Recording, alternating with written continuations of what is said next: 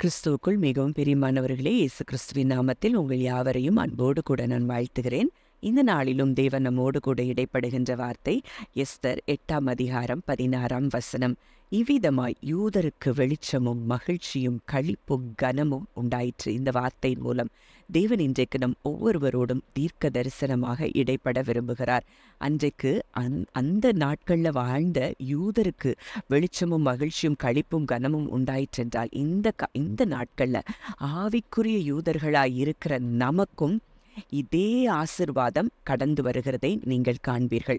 உங்களுக்கு வெளிச்சம் உண்டாகும், உங்களுக்கு மகிழ்ச்சி உண்டாகும், உங்களுக்கு களிப்பும் கனமும் உண்டாகிறதை இந்நாட்களில் நீங்கள் நிச்சயம் காண்பீர்கள். அப்போ இந்த வார்த்தை எந்த சூழ்நிலையில் சொல்லப்பட்டது என்பதை நாம் அறிந்திருக்கிறோம். எஸ்தர் புஸ்தகத்துல அங்கே யூதர்களுக்கு விரோதமாய் ஆமான் ஒரு பெரிய திட்டம் தீட்டி அங்கே ராஜாவினிடத்தில் எதிராக ஒரு பத்திரத்துல கையெழுத்து வாங்கி அந்த யூத குலத்தையே அழிக்க தீர்மானித்ததை நாம் அறிந்திருக்கிறோம்.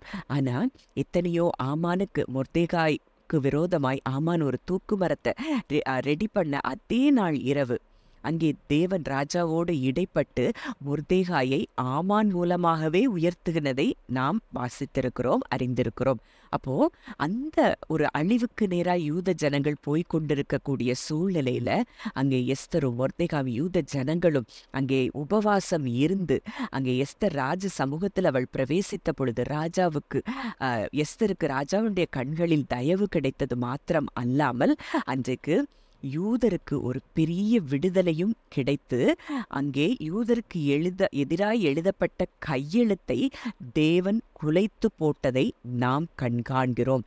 அப்போதான் அந்த நாட்கள்ல தான் அங்க சொல்லப்பட்ட வார்த்தை யூதருக்கு வெளிச்சம் உண்டாயிருச்சு, மகிழ்ச்சி உண்டாயிற்று, களிப்பும் கனமும் உண்டாயிற்று அப்படிங்கிறத நம்ம பார்க்கிறோம். அப்போ இன்றைக்கு உங்கள் சூழ்நிலை என்ன? உங்களுக்கு எதிராக இருக்கிற சூழ்நிலைகள் என்ன? ஐயோ, இது என்னைய மூழ்கடிச்சிரும், இதில் நான் எழும்ப முடியாது, இந்த சூழ்நிலை, இந்த மனிதர்களுடைய வார்த்தைகள் என்னை அழிச்சிருமோ அப்படின்னு சொல்லி, செயல்பாடுகள் என்னை அழிச்சிருமோன்னு சொல்லி நீங்கள் நினைத்து கொண்டிருக்கலாம். ஆனால் அங்கே தேவன் உங்களுக்காக வாக்கு கொடுக்கிறார். உங்களுக்கு வெளிச்சம், மகிழ்ச்சி, களிப்பு, கனம். ஏன்னா நாம் அவருடைய பிள்ளைகளாய் இருக்கிறோம். ஆவிக்குரிய யூதர்களாய், இஸ்ரவேலர்களாய் நாம் இருக்கிறபடினாலே இந்த ஆசீர்வாதம் இன்றைக்கு நமக்கு சுதந்திரமாக கிடைக்கிறது என்பதை நீங்கள் அறிந்து கொள்ள வேண்டும். சங்கீதம் 97:11 நீதிமானுக்காக வெளிச்சமும் செம்மையான இருதயத்தாருக்காக மகிழ்ச்சியும் விதைக்கப்பட்டிருக்கிறது. அப்போ நீதிமான் யார்? அவருடைய இரத்தத்தினால் கழுவப்பட்டவர்கள்தான் நீதிமான்கள். இன்றைக்கு நீங்களோ நானோ அவருடைய இரத்தத்தினால் நம்ம கழுவப்பட்டிருக்கிறபடியினாலே நமக்கு இன்றைக்கு வெளிச்சம் உண்டாகிறதை இந்த வார்த்தை மறுபடியும் உறுதிப்படுத்துகிறதை பார்க்கிறோம். மகிழ்ச்சி விதைக்கப்பட்டிருக்கிறதையும் நம்ம பார்க்கிறோம். அப்போ இன்றைக்கு உங்க வாழ்க்கையில உங்களுக்கு எதிராக என்ன சூழ்நிலைகள் இப்பொழுது இருந்தாலும் உங்களுக்காக வெளிச்சமும் மகிழ்ச்சியும் விதைக்கப்பட்டிருக்கிறது. சீக்கிரத்துல நீங்க அதை பார்ப்பீங்க.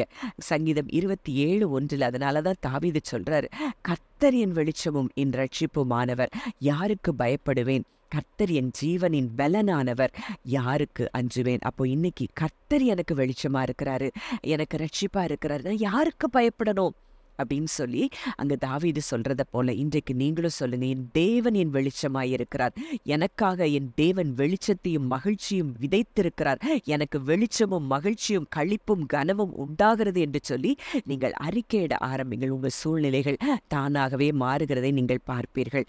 ஏசாயா 42:16 கூட நம்ம பார்க்கிறோம், குருடரை அவர்கள் அறியாத வழியிலே நடத்தி அவர்களுக்கு தெரியாத பாதைகளில் அவர்களை அழைத்து கொண்டு வந்து அவர்களுக்கு முன்பாக இருளை வெளிச்சமும் கோணலை செவ்வையுமாக்குவேன், இந்த காரியங்களை நான் அவர்களுக்கு செய்து அவர்களை கைவிடாதிருப்பேன்.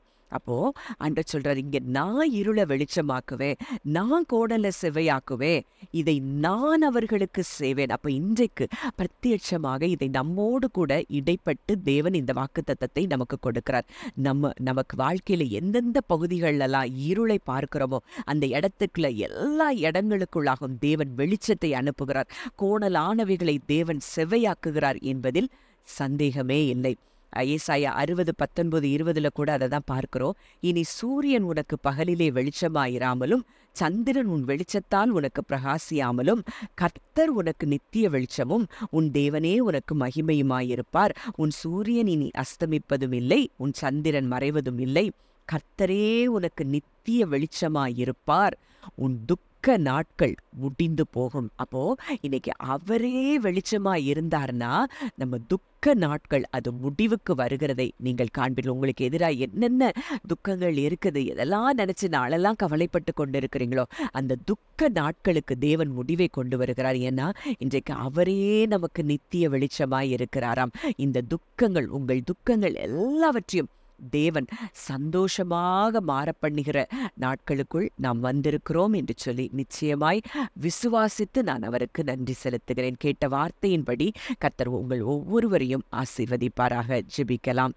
நல்ல தகப்பனே, நன்றியோடு உம்மை துதிக்கிறோம், ஸ்தோத்திரிக்கிறோம். அப்பா தகப்பனே, இந்த வார்த்தையின்படி இன்றைக்கு நாங்கள் தியானித்த இந்த வார்த்தையின்படி அப்பா இதை கேட்கிறோம் ஒருவருடைய வாழ்க்கையிலும் வெளிச்சமும் மகிழ்ச்சியும் களிப்பும் கனமும் உண்டாவதாக என்று சொல்லி நான் மனதார உடைய பிள்ளையாய் நான் இவர்களை ஆசீர்வதித்து நான் ஜெபிக்கிறேன். அப்பா, நீதிமானுக்காக வெளிச்சமும் செம்மையான இருதயத்தாருக்காக மகிழ்ச்சியும் விதைக்கப்பட்டிருக்கிறது என்று சொல்லி வேதத்தில் பார்க்கிறோம்ப்பா.